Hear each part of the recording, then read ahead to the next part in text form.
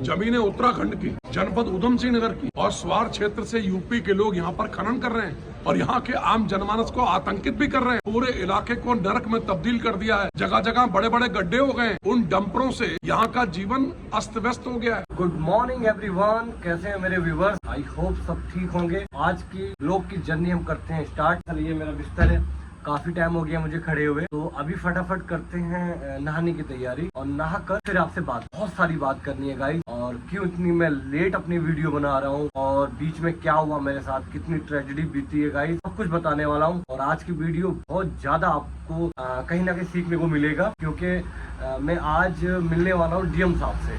अभी मैं बताता हूँ फटाफट आपको, जल्दी से मैं नहा लेता हूँ और कपड़े चेंज कर लेता हूँ। मिलते हैं थोड़ी देर में।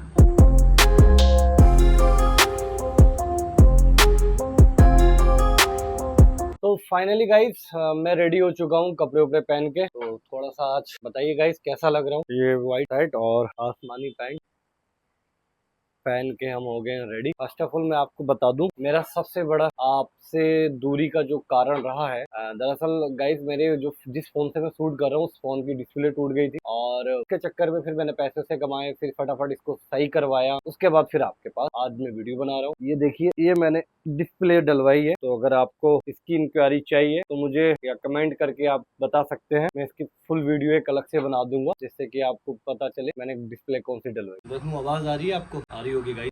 मामला दरअसल ये है, मेरे खलेरे भाई हैं द्वार साइड में, पट्टी उधम सिंह नगर में ही पड़ता है, उत्तराखंड से। तो उनका क्या हुआ, उनके यहाँ जमीन थी 1 एकड़ 5 डिसमिल करके, और 8-9 भाई हैं आपस में, उनके सबके नाम में भी है और उनके वाली साहब नहीं है। उन्हीं के गांव में, शायद अलीगंज करके कुछ गांव है, गांव का नाम अभी मुझे याद नहीं आ रहा है, बट पट्टी के साइड में। तो उन्हीं के गांव में कुछ खनन माफिया लोग हैं और जो अवैध रूप से खनन करते हैं।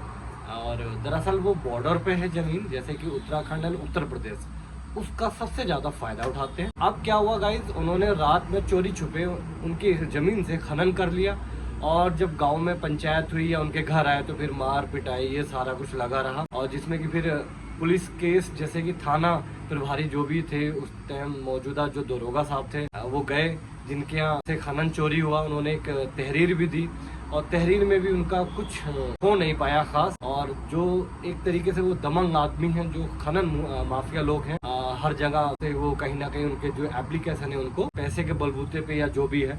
तो ये खबर मुझे मिलती है मेरे मामा के द्वारा। मेरे मामा ने मेरा नंबर उनको दिया, जो भाई हैं, और उन्होंने मुझे फ़ोन किया, मेरा भाई ऐसा ऐसा हो गया। दरअसल बेचारे अनपढ़ आदमी हैं, अंगूठा छाप भाई हैं और उनको नॉलेज नहीं है इस सारी चीज़ों की।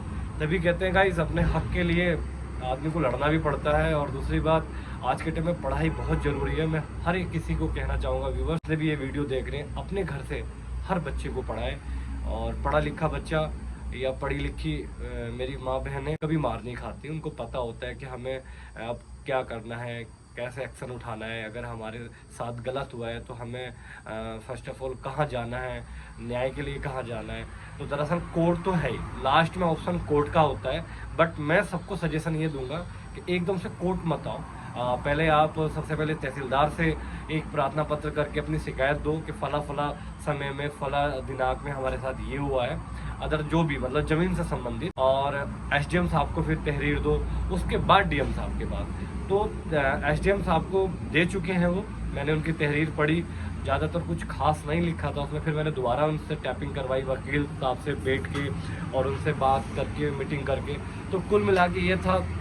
अब मेरे केस तो ऑलरेडी चल रहे हैं गाइस, आपको पता है, हाई कोर्ट और रेवेन्यू बोर्ड लखनऊ, रामपुर, स्वार, ये सारा कुछ चल ही रहा है। उसी दौर में स्वार का एक मैटर और आ जाता है मेरे पास। अब देखते हैं, मैंने इनसे बोल दिया आज रुद्रपुर आने के लिए। दरअसल इनकी ज़मीन जो है वो उधम सिंह नगर इलाके में आती है, उत्तराखंड स्टेट में, 1 एकड़ जो भी, और रहने वाले ये उत्तर प्रदेश के हैं। मैं भी आपको रूबरू कराऊंगा डीएम कार्यालय। अभी चलते हैं हम ऑफिस और फटाफट वहाँ। अभी शायद 2 या 3 भाई लोग आ रहे हैं, उनकी मम्मी भी आ रही है, और डीएम साहब के यहाँ फटाफट इनको पेश करवाना है गाइस। और देखते हैं डीएम साहब के यहाँ जब सारी बातें रखेंगे कि अभी तक इनको न्याय क्यों नहीं मिला है, और हल्के के जो पटवारी होते हैं वो भी नहीं पहुँचे उनकी ज़मीन नापने के लिए, और जो एक तरीके से खनन माफिया है उनका सीना और चौड़ा हो गया। उनको पता है ये लोग कुछ नहीं कर पाएंगे, और कुल मिला के समथिंग वो इनको कुछ पैसे भी दे रहे थे, 2 लाख रुपए, धमका रहे थे कि यार आप अपना हमारी जो तहरीर आपने दे रखी है कहीं मत दो, और बहुत अनसेट्रा बातें चल रही थी उनकी आपस में। बहरहाल अब इस शाहरुख के पास ये केस आ चुका है गाइज। मैं अपनी पूरी जान दिल जान से इन भाई की मदद करूंगा जितना मुझसे होता है गाइज, जितनी मुझे नॉलेज है, और साथ में आप लगे रहें और कहीं ना कहीं आपको भी सीखने को मिलेगा, क्योंकि गलतियां करते हैं और उसके बाद गलतियां करने के बाद ही सीखने को हमें मिलता है बहुत सारी चीज़ें। तो गाइस इस वीडियो में तो आज की व्लॉग में आपको मैं बस यही दिखाने वाला हूं, और फिर चलते हैं फटाफट रुद्रपुर डीएम कार्यालय और डीएम साहब ऑफिस में, देखते हैं आज वो बैठते हैं या नहीं बैठते हैं, और बैठते हैं तो वेल एंड गुड है। तो चलिए गाइस लगे रहिए मेरे साथ, इसके बाद फिर मैं आपको अपडेट दूंगा। चलिए फिर उनसे आज मिलवाना है। जो हमारे गांव के ही खनन माफिया, जिनका 3 भाई का नाम है, एक का मुंशियाज, एक का इंसान, और हमने जो है काशीपुर में तहरीर दी तो वहाँ पर हमारी सुनवाई नहीं हुई। तो वहाँ पर ये जो एक बार ये कह रहे थे कि चले जाओ, तुमसे कुछ नहीं हो सकता। खनन माफियाओं को आप जानते हैं? जी, हमारे ही गाँव के। उत्तराखंड राज्य का बहुत दुर्भाग्य है। जमीनें उत्तराखंड की, जनपद उधम सिंह नगर की और स्वार क्षेत्र से यूपी के लोग यहाँ पर खनन कर रहे हैं और यहाँ के आम जनमानस को आतंकित भी कर रहे हैं। पूरे इलाके को नरक में तब्दील कर दिया है। जगह जगह बड़े बड़े गड्ढे हो गए हैं। उन डंपरों से यहाँ का जीवन अस्त व्यस्त हो गया है। वो लोग जो शांतिपूर्ण जीवन जीना चाहते हैं, उनके इलाके में आके माफिया खनन का कार्य कर रहे हैं, और खनन से यहाँ बिल्कुल अशांति हो गई है। कभी भी किसी की हत्या हो सकती है और लोग आतंकित हैं, डरे हुए हैं, सहमे हुए हैं। आज एसएसपी साहब के आगे गुहार करने के लिए आए हैं और निश्चित रूप से उनको एसएसपी साहब के होते हुए न्याय मिलेगा। और ये अन्यायपूर्ण है कि बाहर के लोग आकर उत्तराखंड राज्य को, उधम सिंह नगर जिले को अशांत करना चाहते हैं। आगे नंबर की प्लेट है, पीछे नंबर प्लेट नहीं है। आखिर डंपर किसी को कुचल के चला जाए तो पता नहीं लगेगा कौन सा डंपर मार के चला गया। आदमी के जीवन की कोई वैल्यू नहीं है।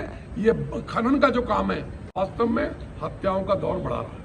मुझे बहुत धमकी मारने की देते हैं और मेरे घर में गुंडागर्दी भी करना चाहते हैं। खनन माफिया आपके ही गांव के हैं, आप उनको जानती हो, आपने उनसे विरोध नहीं किया तो आप एसएसपी को कार्यालय पहुंचे? एसएसपी ने क्या बोला? आप जाओ, आपकी सुनवाई होगी।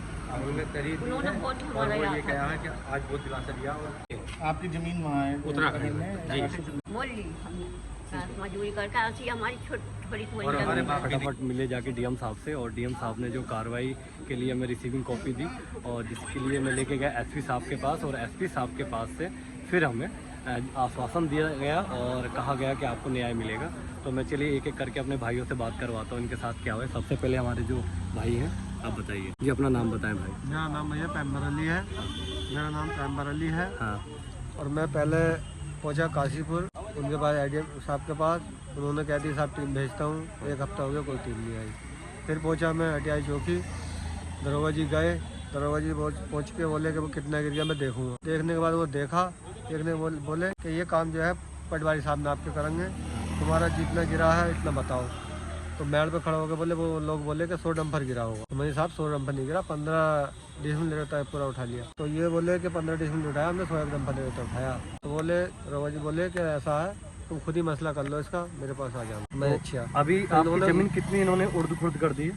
इन्होंने 15 डिसमिल कर दी, उठा ली बिल्कुल जड़ से। अच्छा। और बाकी हमारी 1 एकड़ 5 डिसमिल थी, 90 डिसमिल रह गई। हमारी खेती होती थी, उसमें दूसरे को उठाने का मतलब क्या चोरी से? अगर चोरी से उठाता तो गुंडागर्दी दिखाता। यूपी सरकार में या गुंडागर्दी चल रही है अभी भी? ये बताओ, अगर गुंडागर्दी चलती है तो फिर सरकार का क्या काम है? क्या काम है? अगर हम सब में आ रहा है, हमारी सुनवाई नहीं होगी तो फिर इसका फ़ायदा क्या? आज हम एसपी साहब के पास आए तो उन्होंने हमें दिलासा दिया, बोले हैं कि आप जाओ, आपका काम हो जाएगा। लेकिन हम उनकी बात से बहुत संतुष्ट हैं, क्योंकि इतना दिलासा तो दिया। अब देखते हैं, ईद आ रही है बीच में, ईद के बाद क्या कार्रवाई है। अगर हमें इंसाफ नहीं मिला तो हम कोर्ट तक जाएंगे, लेकिन अपना इंसाफ लेकर रहेंगे, क्योंकि हमारी ज़मीन बहुत मेहनत की है और हमने बड़ी खून पसीना करके कमाई है। थोड़ी सी ज़मीन उसमें खेती होती है, वो भी ये लोग चोरी से उठा रहे हैं, तो ये अच्छा नहीं। ये हमारे बड़े भाई हैं और इनसे बात करें। तो अभी आपने देखा गाइज, ये मेरे पीछे हैं, मेरी खाला हैं, ये भाई हैं, ये बड़े भाई हैं। तो इनकी ज़मीन का एक मामला है। रहने वाले ये बेचारे उत्तर प्रदेश के हैं, स्वार तहसील में पड़ता है, और मामला जो इनकी ज़मीन का जो मामला है वो आपका काशीपुर तहसील में है। तो यहाँ आश्वासन दिया गया है डीएम साहब से और कप्तान साहब की तरफ से। तो देखते हैं इनको कब तक इंसाफ मिलता है। अभी जो हमने समझिए जिसमें मार्क करके दिया है डीएम साहब ने एसपी साहब के लिए, तो मुझे अभी उनके कार्यालय देना है जाके, ऑफिस में जाके, कि वही मार्क करके दिया है कि अब इसमें कार्रवाई जो बनती है वो कप्तान साहब के लिए बनती है। तो एक हफ्ता 10 दिन हमें दुगना पड़ेगा। और उसके साथ ये मेरे साथ बेचारे आए हुए हैं और इतना परेशान है। गाइस बने रहिए इस ब्लॉग में। गाइस फाइनली मैं अभी पहुंच चुका हूं अपने कमरे पे और फटाफट कमरे पे आते ही कपड़े पे चेंज किए और आपके सामने रूम आज लेके गया, जिसमें कि आपने देखा। और सबसे अच्छी बात गाइस ये रही कि हमारे रुद्रपुर के जो विधायक हैं राजकुमार ठुकराल जी, तहे दिल से अंकल जी का बहुत बहुत धन्यवाद, क्योंकि जब मैं उनसे बात की मैंने और उनको मैंने मैटर बताया, बहुत जल्दी उन्होंने मीडिया के सामने इन लोगों की मदद की गाइस, जिसमें कि आपने देखा होगा उनका विधायक जी का बोलना और सारा कुछ भाषण खनन माफियाओं के लिए। तो फर्स्ट ऑफ ऑल कहने का मतलब ये है गाइस कि आप बताइए कि इतना अत्याचार लोगों के साथ उनको मतलब कह सकते हो आपके कट टू कट एकदम से न्याय नहीं मिल पा रहा है। मतलब एक तरीके से हद हो गई है भाई साहब के एक तो घर में चोरी और सीना चोरी। अब उनका कहने का मतलब ये है जो भी इनके गांव के जो लोग हैं जिनको एक खनन माफिया बोल रहे हैं आपस के रहने वाले हैं। खैर अगर ये वीडियो अगर उन तक जा रही है और वो देख रहे हैं तो भाई आप देख लीजिए यार,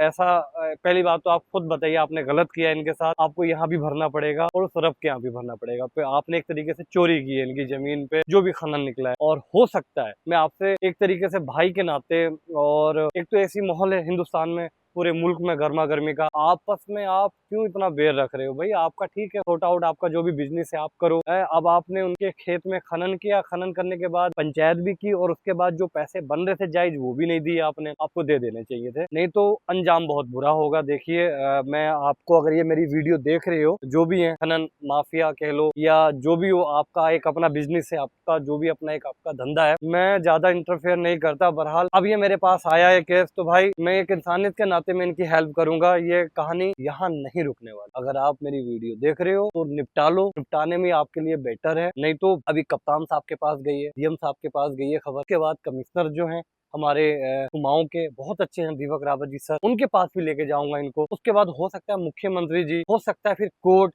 156(3), मतलब वो सारे हथकंडे हम आजमाएंगे जिसमें इनको न्याय मिल। उससे अच्छा है कि आपको फिर कटघरे में आना पड़ेगा। जो भी आप जो भी इनके गांव के रहने वाले हो, अगर ये मेरी वीडियो उन तक जा रही है, पहुंच रही है भाई, आपस में सुलह कर लो। जो भी इनका आपने चोरी की है या जैसा भी मैटर सुलझता है इसको बैठ के सुलझा लो। आपके पास समय है, नहीं तो फिर आपके हाथ से समय निकल जाएगा। और रही बात आप ये सोचे कि चाहे जहां मर्जी चले जाएं कुछ नहीं होगा, तो भाई खनन माफिया वालों या जो भी आपने इनके साथ जो भी आपने काम किया है आप कान खोल के सुन रहे। ऐसा नहीं है हिंदुस्तान में कि न्याय नहीं मिलता, हमें लगता है हमें लगेगा। बाकी देखना जितने ये परेशान हो रहे हैं उससे ज्यादा कहीं गुना ज्यादा आप लोग परेशान होगे जब रिमांड पे लिए जाओगे। आप सोच रहे हो कि जो छोटे कर्मचारी हैं पुलिस जैसे लेखपाल से लेके उनको आप पैसे देके उनको खरीद ले रहे हो या कोई कार्रवाई नहीं होने दे रहे हो, होता भी ऐसा ठीक है। आप देखो यहाँ आप एक बार को जीत जाओगे, बाकी कोर्ट में आपको आना पड़ेगा, जवाब देना पड़ेगा, फिर आपका